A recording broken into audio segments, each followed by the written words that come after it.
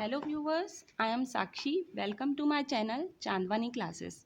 In this video we will learn what is noun, its types and examples. Guys, इस channel के through मैं grammar के different topics की tricks and tips share करती रहूँगी।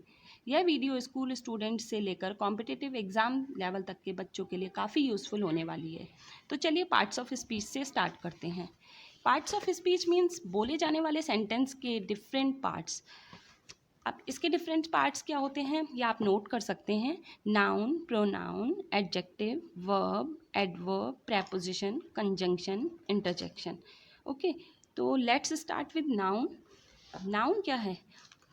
अ noun is a name of person, place और thing.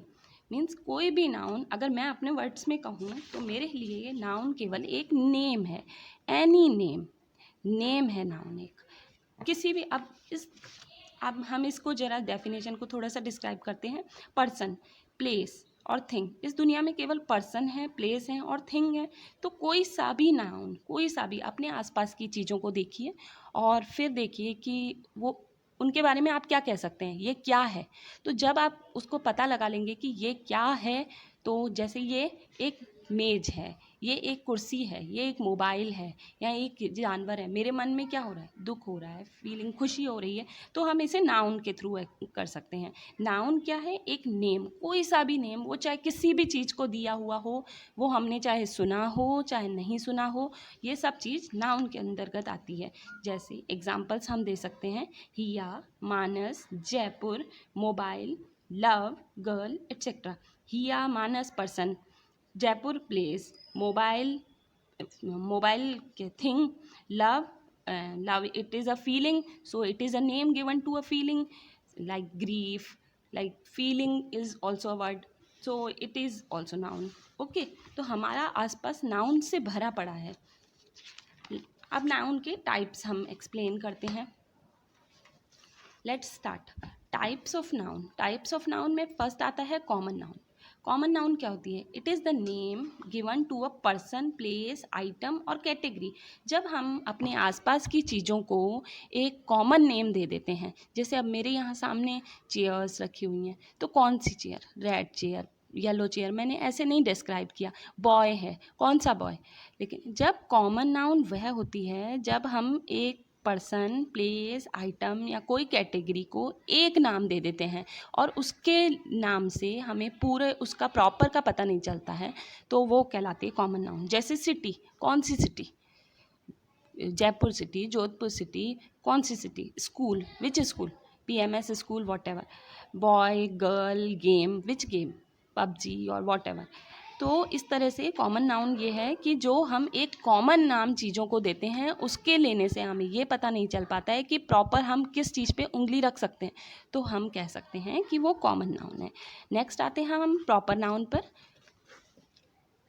ठीक है, proper noun it is the opposite of common noun.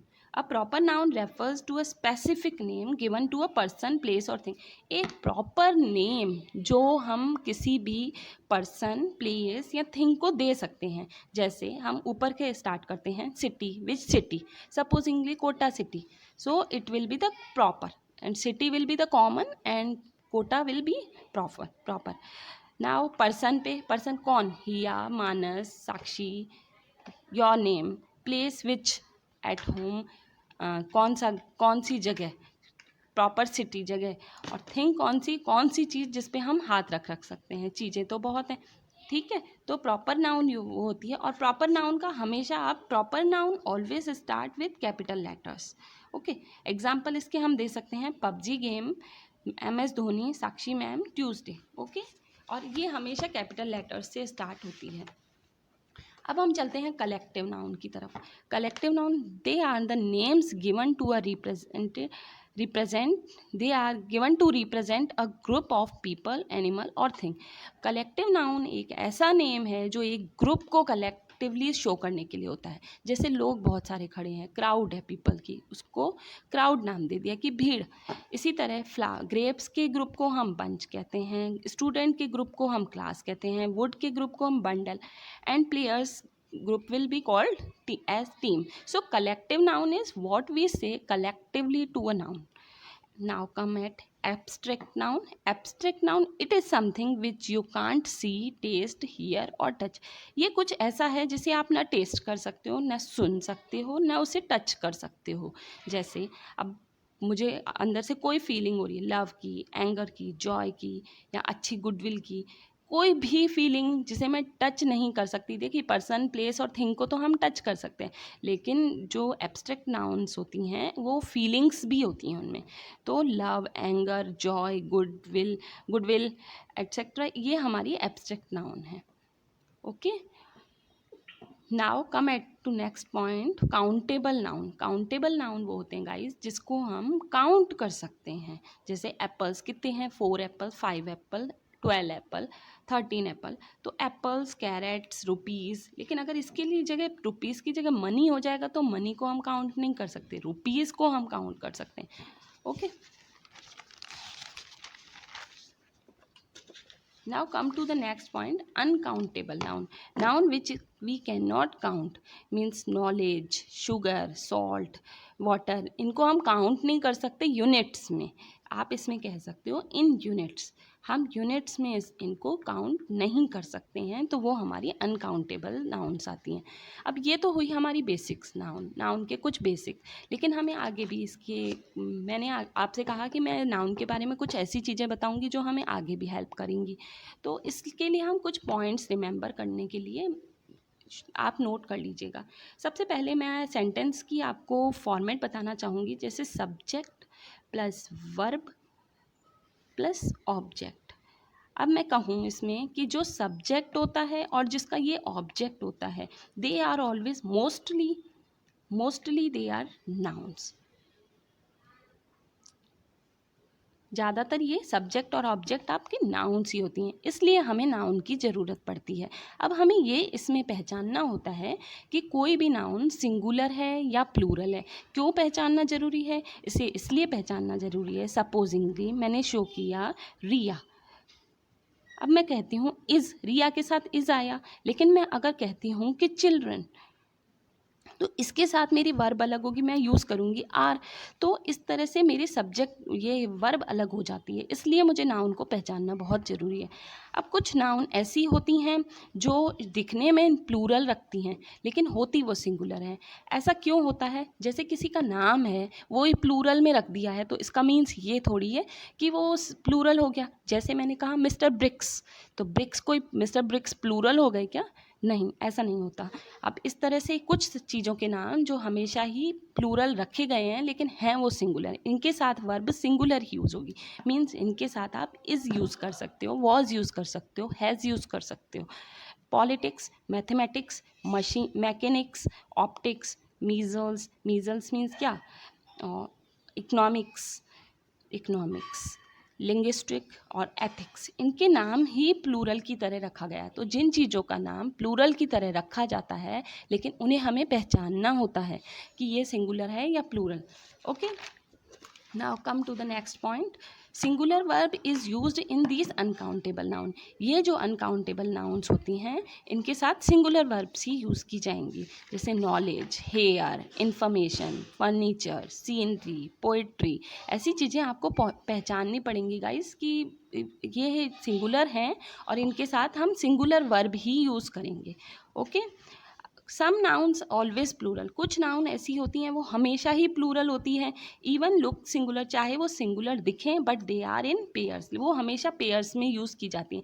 ऐसे जैसे पैंट्स. अब ये तो नहीं है कि हम उसका एक पैर अलग कर देंगे, दूसरी उसका पैर का कपड़ा अलग कर देंगे, तो उसको हम पैंट्स. Trousers, troops, congratulations. आपने देखा होगा, आप किसी को कहते हो कॉन्ग्रेचुलेट करते हो तो कॉन्ग्रेचुलेशंस ही बोलते हो, कभी भी कॉन्ग्रेचुलेट नहीं बोलते हो. ठीक है. Arms, clothes, wages, kettles, children, people, thanks. इस तरह से ये नाउन हमेशा ही प्लूरल रहेंगी.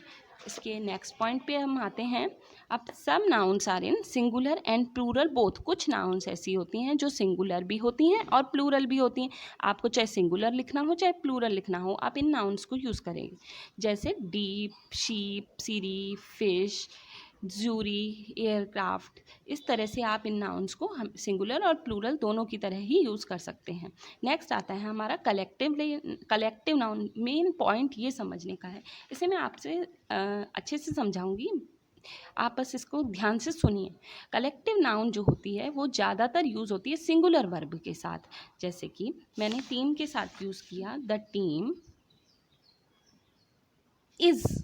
अगर मैं इसके आगे लिखती हूँ the team is going to Agra, if I say this, तो ये जो टीम है ये सारी टीम एक ही काम कर रही है, आगरा जा रही है। लेकिन अगर मैं इसे ऐसे कहती हूँ कि the team A dash eating food with its family members,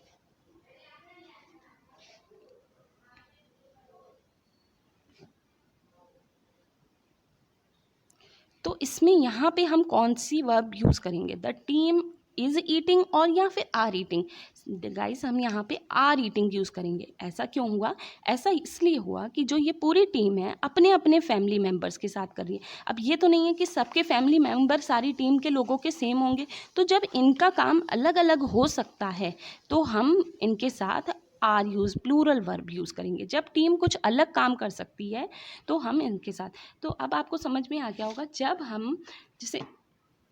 जब हम कलेक्टिव नाउन के साथ एक ही वर्क को यूज़ करने के लिए रिप्रेजेंट करते हैं तो वहाँ पे इसका यूज़ होता है। लेकिन जब हम कलेक्टिवली नाउन के साथ ऐसा वर्क यूज़ करते हैं जिनका काम अलग अलग हो सकता है तो हम उसके साथ प्लूरल वर्ब यूज़ करते हैं। ओके, नेक्स्ट आता है हमारा न्यूटर जेंडर। इसे हम इस तरह से, जैसे small baby, insect, neuter gender, जैसे स्मॉल बेबी, इंसेक्ट, स्मॉल छोटे छोटे क्रिएचर होते हैं, उनका कोई भी जेंडर नहीं होता, तो हम उसको न्यूटर जेंडर से शो करते हैं। मीन्स उनके आगे हम इट्स से यूज़ करते हैं। जैसे the baby loves it's mother, अब मैं हिज मदर नहीं लिख सकती हूँ क्योंकि बेबी का कोई जेंडर नहीं होता है। तो कुछ चीज़ें होती हैं वो न्यूटर जेंडर में ही होती हैं। अब इन चीज़ों के साथ हम मैस्कुलाइन जेंडर ही हमेशा यूज़ करते हैं, जैसे time, data, winters, etc. Now next come to the feminine gender. इन चीज़ों के साथ हम केवल फेमिनाइन जेंडर ही यूज़ करते हैं, जैसे ब्यूटी, ग्रेस, नेचर, अर्थ, पीस, एट्सेट्रा। ओके गाइस, अब आप मुझे बताइएगा कि आपको मेरे ये नाउन समझ में आई या नहीं आई। लेकिन इसके लिए आपका क्विक रिवीजन के लिए मेरे पास 2 क्वेश्चन हैं, वो 2 क्वेश्चन आप नोट कर लीजिए। पहला है, अपने आसपास की कोई मुझे 5 नाउन्स कमेंट बॉक्स में जल्दी से लिख भेजिए। एंड दूसरी, एक ऐसी नाउन बताओ जो दिखने में तो प्लूरल है, जिसका नाम प्लूरल की तरह रखा गया है लेकिन है वो सिंगुलर।